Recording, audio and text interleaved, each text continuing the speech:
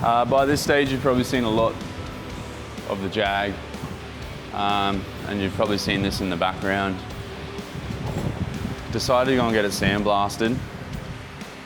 Well, first of all, what I probably want to say is that, sorry, over the Christmas period and stuff, I just got in a bit of a funk. Bit overworked. Just going into the old workshop, working on a job, try and get done for Brisbane 4-wheel drive show. So I've been under the pump with that a little bit, and classic me just takes on a little bit more than what I should. So I just felt like I wasn't achieving anything. And to be quite honest, all I've done since I was a kid was hang out in the shed, whether I was working on my push bike, motorbike, eventually cars, stuff like that. So it's kind of my mental out in a way, but also it does obviously cause me some stress at times. So when I do get like that, I just get a bit aggravated with myself and want to achieve something. So anyway, VK went and got sandblasted and stuff, and I know these cars inside and out. This was literally like my first car. And I know I can bodywork it well, I know the shapes well. And not like the Jag, this is more like therapeutic for me. I find it very easy. So I just wanted to reset and get in here and feel like I'm achieving something. I guess when everything's kind of coming at you,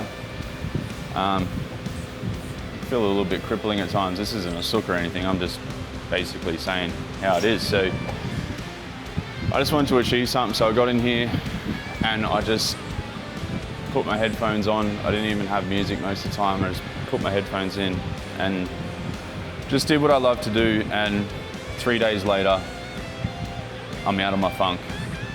I've bodyworked basically the right-hand side of this car. I'm probably about 80% the way through the roof and 80% the way through the boot lid. It just feels good. It just feels good achieving that. I think sometimes you just second guess yourself with everything you're taking on and stuff. So, don't know. Just want to say that to you. Sorry, not sorry in a way, but we're back on. This is going to be fun. Let's hook into this VK. So basically, I started splining just with some 80 grit. And I started splining this car with the original material on it because I was going to go straight over the top. I started to cut through in a lot of places. Got a razor blade and started flicking all the edges of paint. It was starting to flake off, so I mean, I can't go on to the next stage of this thing with that, because everything I put on top essentially is a ticking time bomb, because we don't have good adhesion from the bottom, and I just can't move this on to the next stage without doing it. So a small investment, a couple of tow trucks. Nev Hughes & Sons is my go-to sandblaster here in Brisbane. I can't speak more highly of them. Paul is so good to deal with. He's just always given me such a good result. Whether he epoxies it for me, or you know, some of the higher end cars, I get him just to put the afterblast on it for me. I've never second guessed his work. He sends me photos of when he's sandblasting stuff on rotisseries, basically like, hey man, just in case you missed this, you've got to rotate the car, left-hand side down, stand in the right-hand rear wheel arch, turn around backwards and look up, and you'll see this rust hole kind of thing. So I can't speak more highly of them, but this is basically what we've got. We do have a number of rub-throughs. Would have liked a little bit more epoxy on it, but again, they squeezed me in. They're awesome guys. I am not complaining. I understand you guys can see a lot of bits of metal here and stuff. Like I said, if I were to prime it, I would have put a bit more on, but I'm not upset. The adhesion is unreal. I'm not concerned about it at all. I'm not upset about it. It just is what it is. For you guys concerned about the bare metal, basically at the end of every afternoon when I do spend a few hours in the shed here, if I say I've been working on this side or these two panels, at the end of the day I'll go back through hand sand or Orbi with 80 grit all the bare metal pieces. Just put a bit of Alpha Blast on a rag, go around and dab them. Go around and dab them. When I wrap up, I'm nearly wrapped up this boot lid, nearly wrapped up the roof, and I've also been working on the bonnet. One afternoon, I'll just prep it all, mix up a little bit of epoxy and just spot epoxy all of these. So when it comes ready to poly it, basically all I've got to do is just key up the epoxy, mask it out, run it through a bake cycle, get any moisture out of that filler work, and start applying my poly. That's my process, that's what I like to do. Everyone has their own process. Follow your TDSs with any product you're using. Just follow TDS, pretty simple. But basically this is where we're at. I'm really happy with all my gaps. This might look like a lot of filler, but you can see through it in a lot of patches. It's not actually as thick as what you think. But I've gone overboard. Like, this is just gonna be a driver, but I can't help myself. Standard, I've gone overboard and I've made this thing as straight as I possibly can.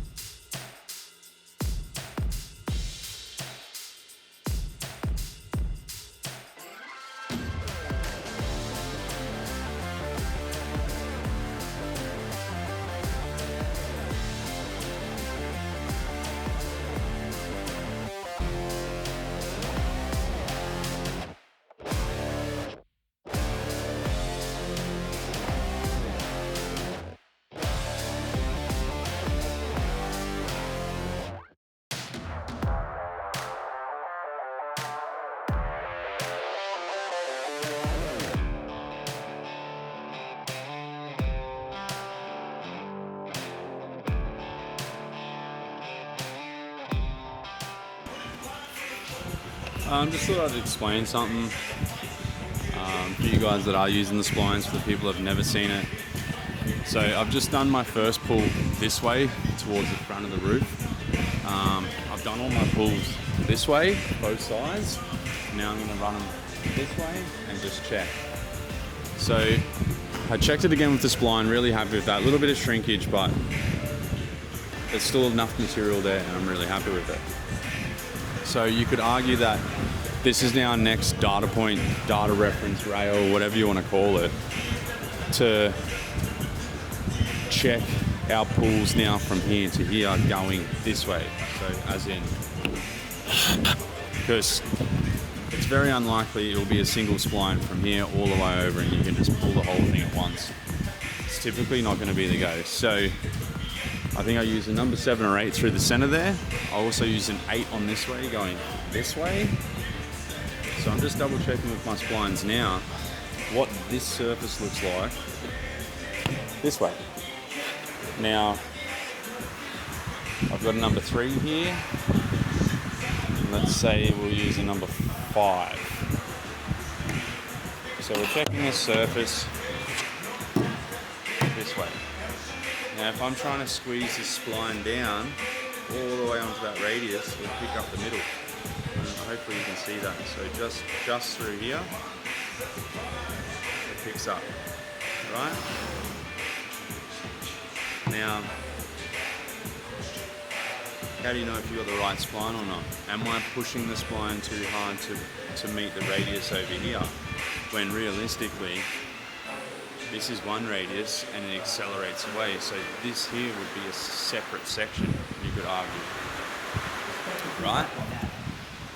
So let's say for a fact I'm here, trying to put the spline down, trying to figure out if the surface is right up and it's bowling up in the middle. That would typically tell you that that's a two-step spline. So then you'd get a different numbered spline. Typically, if it's picking up in the middle, you'd use a thinner spline.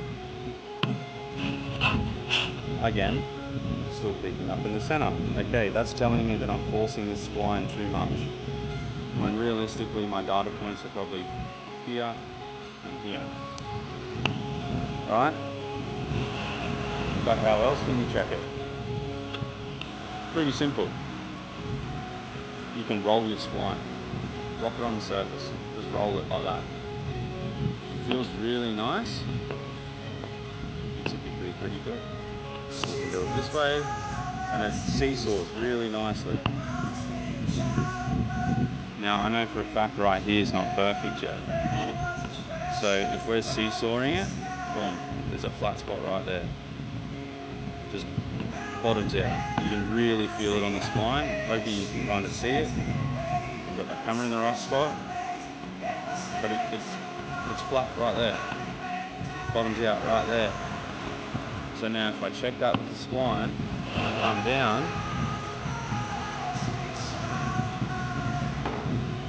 right? So we'll seesaw. It's right there, it's dead flat. Spline fully bottoms out, right? Push the spline to the surface, pull it down. Now we can see, hopefully it's coming up in the camera, it's right here, right along here. That little bit of light coming through, that's how low. Now I don't want to give you all the tips and tricks with these splines, but that's just one trick.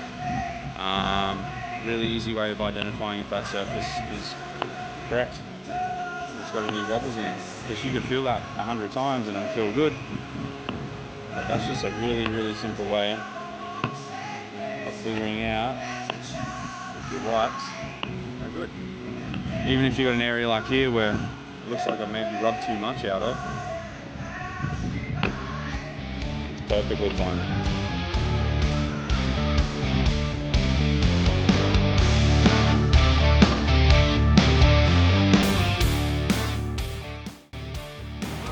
So we're getting ready to bodywork the left-hand side of this VK. What I like to do, what's been taught to me, but also what I like to do, install all the rubbers, locks and latches, gap your panels.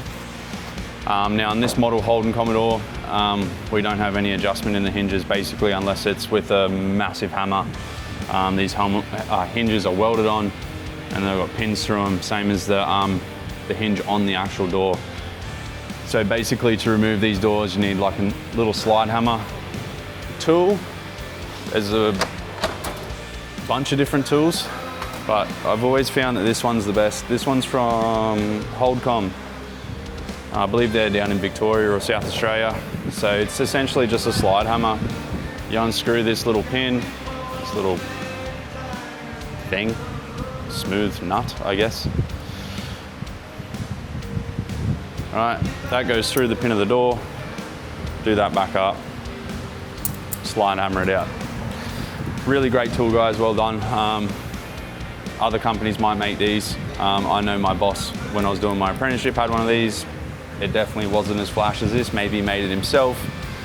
But jump on Holdcom, have a look at these. I think it's a couple $100. Really cool tool, really well made. But yeah, like I said, I like to set my panels, latches, strikers, rubbers, everything. I then like to go over with the spline. You can already see some marks on the panels here where I've dragged the spline over it. I'm just learning the surface. I mean, there's a lot of history in this car. Who knows what's happened to it in the past. If these are reproduction parts or brand new, I wouldn't have a clue. They've got some etching in here, something stamped in there. E2J5, E4H5. So again, they look like factory doors. They look really good. But what I'm doing is just checking these surfaces. Obviously we know that they need to be smooth and rectified, but the thing I'm checking the most is the transition between these two panels. The door's a little in, a little out, massage it with a hammer. I found these dead blows with like the rubber or plastic end on them work really well. Just to massage it, whether you got to bring this door edge out, door edge in, just to minimize the amount of filler that's on that edge. That's my process, that's what I like to do. I think too, as well, doing this process when you're checking these surfaces so thoroughly before you're even putting any filler in, you're already so far ahead of the game in the fact that you know, for the most part, where the filler needs to be. Depending the scale of the job, again, you could break it down like I did on the Jag, go around with a pencil, mark out what spline works where, add a little twist, a little note on the panel if you need to, so when it comes to bodyworking that side, you're just not starting again. You're saving yourself a lot of time, and you'll realize, or you'll find that you tend to work through the panel or through the car or through the job a little more easier. You're not standing around scratching your head so much, figuring out where you're up to. You know, you've gone to get a drink, now you're like, oh shit, where am I up to? So kind of just minimises that. It just makes the whole job, whether it's for yourself or you're in a shop, I think it just makes it much more enjoyable.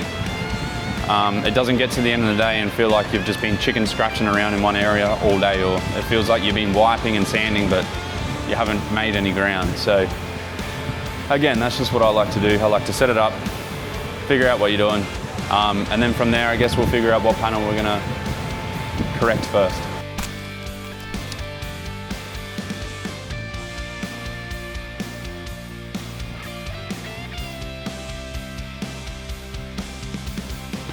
Alright, so that's our basic mask. Is my microphone on? It is.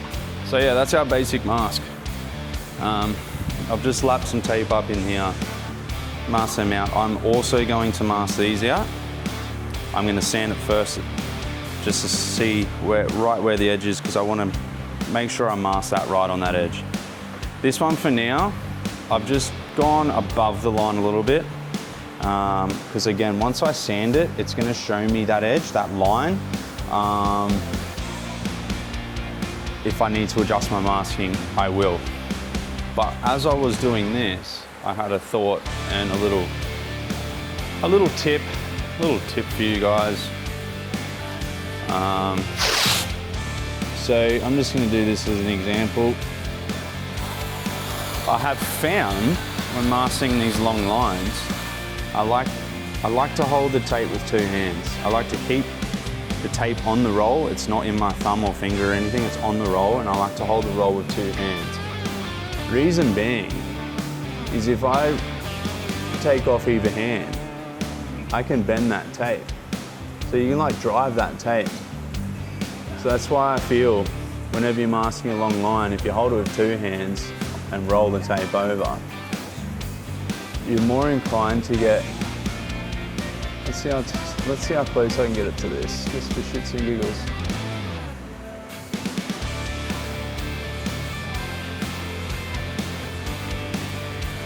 It's not too bad.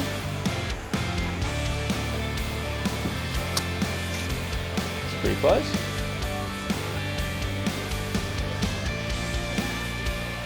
It was already stuck down there, so please don't judge me on that. But I tried to get as close as I could. Run along here. So if you're having difficulty with pulling long lines, maybe it's because you got it with one hand and you're twisting your wrist a bit maybe. So yeah, just give it a go. I'm not saying the way that you're doing it's wrong. I've just noticed that when I'm masking long lines and I was struggling with it, I found it a lot easier when I held the roller tape with two hands. And just kept like nice even tension on it. Colby. Can we still say that stuff?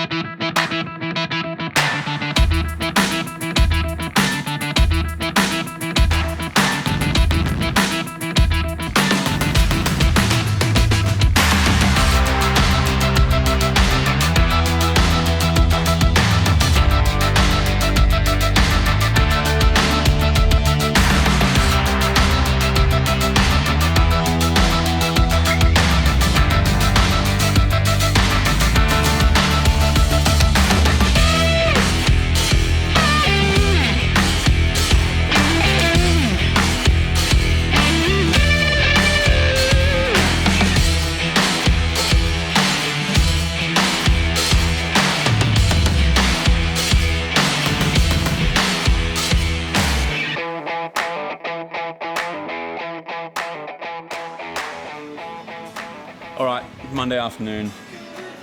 Just thought I'd do a little video for you guys, just to give you guys a little idea of how much time I spent on this car. The first lot, well, the work you would have seen me doing on this left-hand side with my Harley shirt on, that was a Saturday. That was 2, maybe 3 hours. The following day, Sunday, no wasted weekend shirt. Again, that was maybe an hour and a half, 2 hours. Had no intentions of really coming in here to do much, to be honest. My day started with Supercross. It was Anaheim on, which consisted of cob loafs and beers for a good few hours. But the kids went down for an afternoon nap at 2 o'clock, just from swimming in the pool, being knackered. Wife was doing bugger all, so I figured why not spend a couple of hours in here. Very, very hot day. I didn't even think about that. Shed was all locked up. Car in it, filler in it. Obviously everything was just really, really hot. I tried to do a couple of big pulls with the number 9 on both of these panels in 2 separate occasions, and just found it was way too hot. It's not the product's fault. It's not anything. It's more myself. I should have been more aware of really how hot it was, but obviously I'm hanging out, watching Supercross in the pool, just didn't really account for how hot it was. I did, however, check the temperature, panel temperature, before I left yesterday, and I've checked it again today. This panel's currently 26.7 degrees, or 80 degrees Fahrenheit. Yesterday, that panel temp was 32 degrees. That's pretty darn hot. I then tested some walls in the shed and stuff, that back wall where the sun was. It's like 45 degrees or something, 110 Fahrenheit or something, like 120 Fahrenheit. So my mistake. I've done a few checks today.